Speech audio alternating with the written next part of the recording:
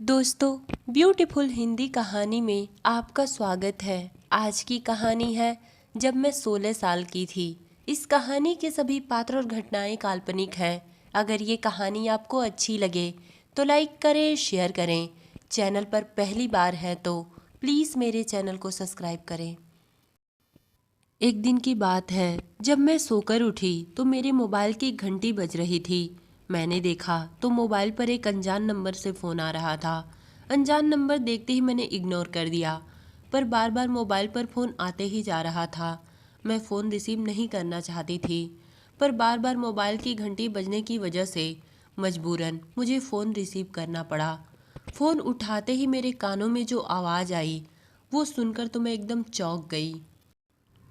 जो फोन पर था उसने सबसे पहले यही कहा, आई लव यू मानसी। जिस शख्स ने मेरे पास फ़ोन किया था उस शख्स को मैं न तो जानती थी और न ही पहचानती।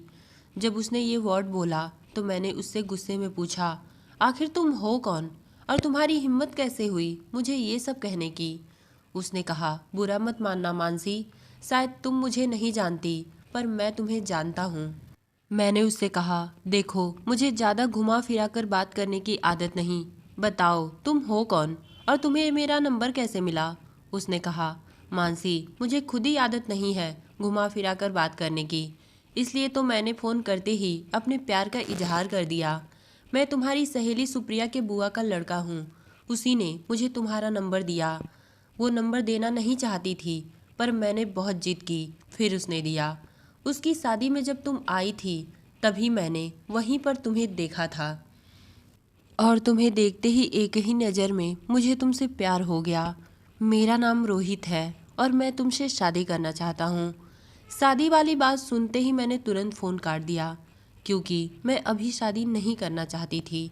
मेरे फ़ोन काटते ही फिर से मेरे मोबाइल की घंटी बजने लगी। उस लड़के ने फिर से दोबारा फ़ोन करना शुरू कर दिया। कई बार मोबाइल फ़ोन बजकर कट गया पर मैंने फ़ोन नहीं उठाया। ये सिलसिला अगले कई दिनों तक चलता रहा। मैं उस रोहित नाम के लड़के से परेशान हो चुकी थी, इसलिए मैंने अपनी सहेली सुप्रिया को फ़ोन लगाया पर उसका फ़ोन नहीं लगा। फिर मजबूरन मुझे उस लड़के का फ़ोन रिसीव करना पड़ा और मैंने रोते हुए उससे कहा, तुम मुझे क्यों परेशान कर रहे हो।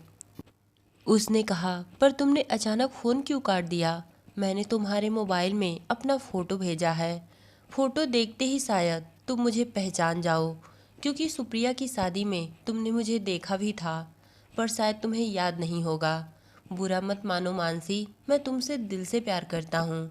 अगर दिल से प्यार नहीं करता तो फ़ोन करते ही शादी की बात नहीं करता। मुझे भी रोहित की बातें सही लगी, क्योंकि रोहित की जगह कोई और लड़का होता तो प्यार की दो मीठी बातें करने के बाद कई वादे तो करता, पर जब शादी की बात आती तो शादी करने के लिए कई बहाने बनाकर शादी से इनकार कर देता। क्योंकि मैंने कई लोगों के साथ ऐसा होते हुए देखा है। लोग प्यार तो करते हैं और प्यार करने के बाद लड़की की मासूमियत का गलत फ़ायदा भी उठाते, और जब शादी की बात आती तो मुकर जाते। इसलिए मैं रोहित से बात करके अपने घर की सारी बातें बता देना चाहती थी। इसलिए मैंने रोहित से कहा, रोहित तुम एक अच्छे लड़के हो, तुम्हें शादी के लिए बहुत सी लड़कियां मिलेंगी, मुझसे शादी कर तुम अपनी ज़िंदगी क्यों ख़राब करना चाहते हो। रोहित ने कहा, ऐसी क्या बात है कि तुमसे शादी कर लूँगा तो मेरी ज़िंदगी ख़राब हो जाएगी। मैंने रोहित से कहा, रोहित जब मैं 16 साल की थी और मेरा छोटा भाई साहिल 10 साल का, तभी मेरे पापा का अचानक हार्ट अटैक हो गया और वो हमें छोड़कर चले गए। पापा के गुजर जाने के बाद माँ की भी तबीयत खराब होने लगी। मैं 16 साल की उम्र से ही अपने घर की पूरी जिम्मेदारी संभाल रही हूँ। मैंने जैसे तैसे करके अपने 12वीं की पढ़ाई पूरी की और उसके बाद मैं सिलाई का काम करके अपने छोटे भाई साहिल की पढ़ाई और घर का खर्च चलाती हूँ। जब तक मेरे छोटे भाई साहिल की जॉब नहीं लग जाती तब तक मैं शादी नहीं करूँगी। रोहित ने कहा, बस इतनी सी बात। शादी के बाद अगर तुम्हारे भाई साहिल के पढ़ाई का पूरा खर्चा मैं उठा लूँ तो। मैंने रोहित से कहा, रोहित बुरा मत मानना, पर मैं अपने माँ और भाई को किसी और के एहसानों तले नहीं पालना चाहती, और ये सब सिर्फ कहने और सुनने की बातें होती हैं। शादी होने के पहले लोग वादे तो करते हैं पर वादे पूरा नहीं करते, और अगर तुम एक अच्छे इंसान हो, तुमने जो कहा वो तुम पूरा भी करो। पर कभी कभी ज़िंदगी में ऐसी परिस्थितियाँ आ जाती हैं कि लोग चाह कर भी नहीं कर पाते। इसलिए मुझे माफ़ करना, और अगर तुम्हें शादी करनी है तो कोई अच्छी सी लड़की देख कर लो, मेरे चक्कर में मत पड़ो। यही कहकर मैंने तुरंत फ़ोन काट दिया। अगले 2-3 दिनों तक रोहित का फ़ोन तो नहीं आया, पर कुछ दिनों बाद उसने सुप्रिया से फ़ोन करके कहवाया कि मैं शादी के लिए मान जाऊं, और शादी के बाद भी मैं अपने सिलाई का काम कर अपने मायके वालों का खर्चा उठा सकती हूँ। रोहित के इतनी मिन्नतें करने के बाद भी मैं शादी के लिए तैयार नहीं थी, पर सुप्रिया ने मेरी मम्मी से बात कर सारी बातें बता दी। मेरी माँ को भी ये रिश्ता बहुत अच्छा लगा। उन्होंने भी मुझे बहुत समझाया कि बेटा, रोहित जैसे लड़के बहुत कम होते हैं, तू इस शादी के लिए मान जा और हमारी फिक्र मत कर।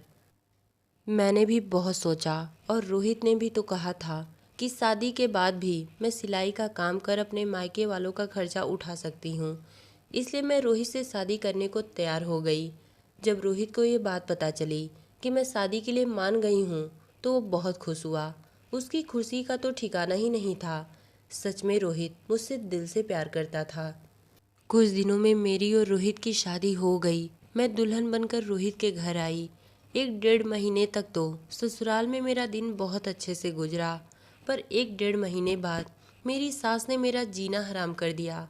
दरअसल क्या था, जब मैं अपने मायके से सिलाई मशीन मंगवाकर कपड़ा सिलने लगी तो मेरी सास को मेरा सिलाई करना और सिलाई करके अपने मायके वालों का खर्च चलाना बिल्कुल पसंद नहीं था। जब भी मैं घर का सारा काम निपटा कर दोपहर में सिलाई करने बैठती तो मेरी सास बहुत नाराज़ होती, मानो वो अपना पूरा घर अपने सर पर उठा लेंगी। पर फिर भी मैंने रोहित से इस बारे में कुछ भी नहीं कहा। लेकिन बात जब हद से ज़्यादा बढ़ गई तो मजबूरन मुझे रोहित से इस बारे में बात करनी पड़ी। मैंने गुस्से में रोहित से पूछा, तुमने तो कहा था कि शादी के बाद भी तुम अपना काम कर सकती हो। क्या तुमने अपनी माँ को इस बारे में नहीं बताया था कि शादी के बाद भी मैं अपना काम करूँगी? रोहित ने कहा, मानसी, मैंने उस वक्त माँ से तुम्हारे काम के बारे में बात की थी, पर माँ इस बात से सहमत नहीं थी। मैंने सोचा समय के साथ सब कुछ ठीक हो जाएगा।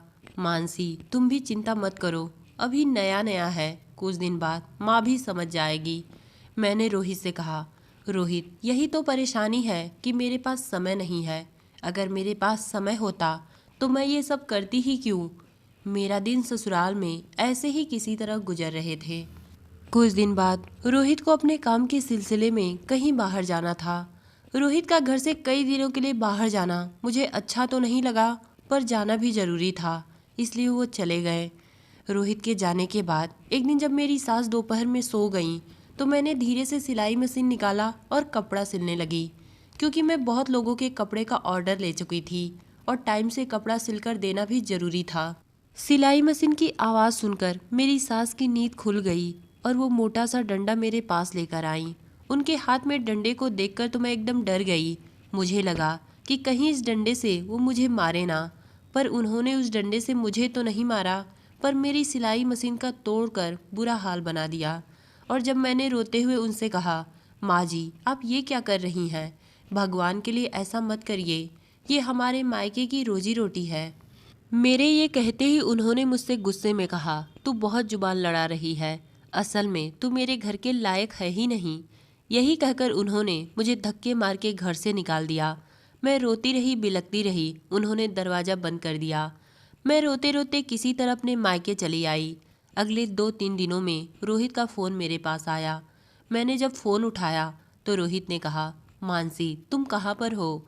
मैं रोहित की आवाज़ सुनते ही फूट फूट कर रोने लगी और सारी बातें मैंने उन्हें बताई। ये सब सुनकर रोहित मुझे समझाने लगे और बोले, मानसी, तुम चिंता मत करो, सब ठीक हो जाएगा, मैं तुम्हें लेने आ रहा हूँ। कुछ देर बाद रोहित मुझे लेने मेरे मायके आ गए। रोहित को देखते ही मैं उनसे लिपट कर रोने लगी। रोहित ने कहा, मानसी, तुम रो मत, अब इस रोज़ रोज़ के किचकिच से मैं तुम्हें और माँ दोनों को छुटकारा दिला दूंगा। मैंने उनसे पूछा, पर कैसे? रोहित ने कहा, घर चलो, सब पता चल जाएगा। मैं रोहित के साथ रोहित के घर यानी अपने ससुराल चली आई। यहाँ आने के बाद मेरी सास मुझे देखते ही अपना मुंह बना ली। रोहित ने अपनी माँ से कहा, माँ, आपका स्थान तो इस दुनिया में सबसे ऊंचा है। आपका स्थान तो कोई नहीं ले सकता, क्योंकि आप मेरी माँ हो। पर माँ होने का ये मतलब नहीं कि आप जो चाहे वो करें। आपको अब समझदारी से रहना चाहिए। अगर आप ऐसे ही रहें तो आप अपने ही बेटे बहू का घर खुद ही उजाड़ देंगी। इसलिए माँ, मैं ये घर छोड़कर जा रहा हूँ। अगर आपको अकेले ही रहना है तो रहिए, पर मैं आपके साथ नहीं रह सकता, क्योंकि मानसी मेरी धर्मपत्नी है। मैं शादी कर ब्याह कर उसे अपने घर लाया हूँ, इसलिए मेरी पूरी जिम्मेदारी बनती है कि मैं उसे खुश रख सकूँ। पर मुझे नहीं लगता कि हम एक छत के नीचे एक साथ रहेंगे तो खुश रह पाएंगे। और जाते जाते मैं आपसे ये बार बार कह रहा हूँ कि आपका स्थान कोई नहीं ले सकता, इसलिए हो सके तो मुझे माफ़ कर देना। यही कहकर रोहित मुझे लेकर वहाँ से चले आए और हम दूसरे घर में शिफ्ट हो गए। पर अगले कुछ दिनों में रोहित की माँ का फ़ोन रोहित के पास आया। वो बहुत रो रही थी। वो रोहित से माफ़ी मांगती हुई कहने लगी, बेटा, मुझे माफ़ कर दे। जिस बेटे के लिए मैंने कितनी मन्नतें मांगी थी, आज वही बेटा मुझसे दूर रहे, ऐसे तो मैं घुट घुट कर मर जाऊंगी। बेटा, तू जल्दी से मेरी बहू मानसी को लेकर अपने घर चले आ। मैं तुम दोनों के बिना नहीं रह सकती। रोहित ने अपनी माँ को समझाते हुए कहा, माँ, आप चिंता मत करिए, मैं अभी ऑफिस में हूँ। आज शाम तक मैं मानसी को लेकर घर पर आ जाऊँगा। माँ, मुझे भी आपके बिना अच्छा नहीं लगता था, पर घर छोड़ना मेरी मजबूरी थी। अच्छा माँ, आज रात का खाना घर पर नहीं बनेगा, हम सब कहीं बाहर खाना खाने चलेंगे। किसी ने सच ही कहा है कि अकेलापन बहुत खतरनाक होता, पर कुछ लोग ऐसे होते हैं जो इस बात को समझते ही नहीं। देर से ही सही, पर रोहित की माँ सुभद्रा जी को समझ तो आई कि अकेलेपन में जीना कितना मुश्किल होता है। तो दोस्तों, ये कहानी आपको कैसी लगी कमेंट में बताइएगा। धन्यवाद।